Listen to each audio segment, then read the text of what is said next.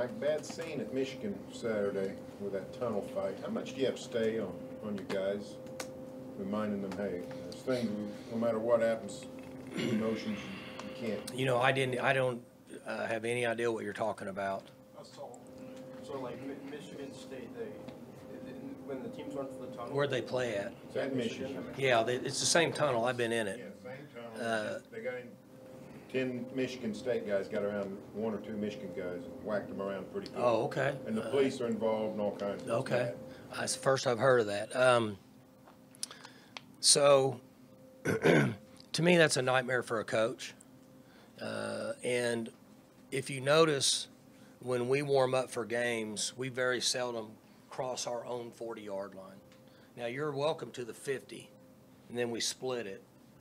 But we very seldom cross our own 40 because not that we don't trust any of our guys, but I don't want involved in any of that. It has nothing to do with the game. And I'm not blaming either of the coaches up there. I don't know what happened. I don't know. It's the first I've heard of it. But my point is, you ask me about us, and so we stay on our own 40. And then, you know, they have restrictions now pregame. Didn't used to have restrictions pregame because we had some issues in college a few years ago, which helps. So that's a big no-no for me because I just think it's disrespectful to college football. I'm just calling it like it is for me. I'm not blaming their players. I'm not blaming their coach. You asked me about our organization. I'm not a fan of it. I just don't like it. It has nothing to do with the game. So I'll be honest with you. I tell them, you want to be a tough guy? Be a tough guy when the ball snaps. I'm more for that until they blow the whistle or until you run out of the white. You can be a tough guy all you want then. The other stuff doesn't do much for me because everybody knows you're going to get broken up, right? It's like fighting in the cafeteria in school. You know they're going to break it up. If you want to fight, take your ass down the street afterwards when nobody's going to break it up. You ever been in a deal where you were worried about something getting out of hand with your guys before a game through the years? I don't think so. When they divided the field, it was the best thing they ever did, the conference. I don't know if they do it in other leagues or not. I know we have to. But see, you used to be able to cross over.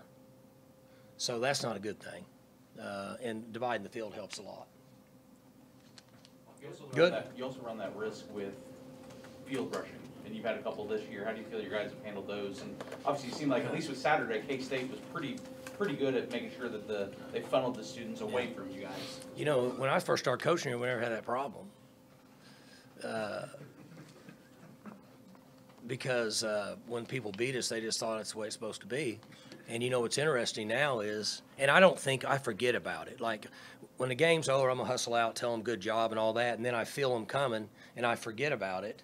Then it becomes an issue because I'm trying to get out of there. Students are fired up. They're wanting to nag on me, you know, nice mullet, your team sucks, all that stuff. I'm just trying to get out of there. I'm for them, you know, great job. I mean, I think that's awesome. But I think our guys have done a good job. But that is a little more high risk, and I'll tell you why. Because you have people on the field that have, in most cases, probably had a cocktail or two. And so they might make a bad. You like that, didn't you? Huh?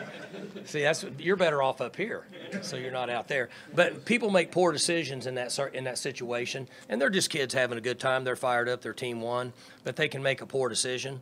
And we get bumped into and hit and whatever. They always bump in. It's accidental, and you just hope that the kids, you know, understand, hey, they won, they're happy, let's get to the locker room and hit the road. For more information, you can visit TulsaWorld.com.